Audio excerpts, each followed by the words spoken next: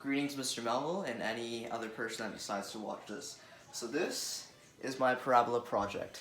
As you can see, I have drawn the parabola, and this in standard form it is 6x squared minus 66x plus 168, and factored is 6, bracket x minus 7, bracket x minus 4, and the vertex form is y equals 6, bracket x minus 5.5 squared minus 13.5. And as you can see, the zeros are 4 and 0, and 7 and 0.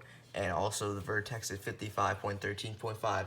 But how do we get this? We need to do the math. So therefore, right here, the axis symmetry. To calculate the axis symmetry, you must have the zeros and take them together and divide them by 2. So as you can see, I've divided them by 2. I found the x number. Therefore, the axis of symmetry is 5.5. Then after that, we need to plug into a equals bracket x minus r, bracket x minus x equations. So then after, as you can see, we do it right here, and the vertex is 5.5 and 13.5 as we have received here.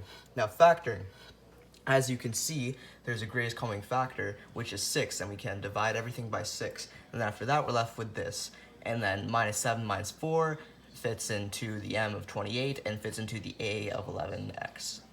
And then you want to put the 6 right there because that's the greatest common factor, and as well as the numbers across from each other. And here's the check. I've refolded it back into standard form, and it worked.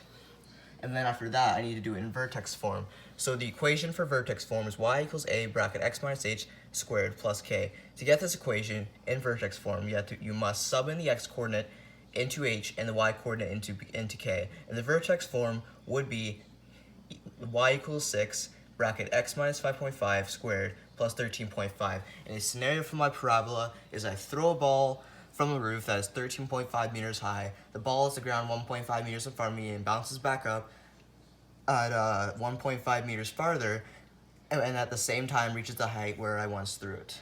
Thank you, Mr. Melville, for listening. That's my parabola project.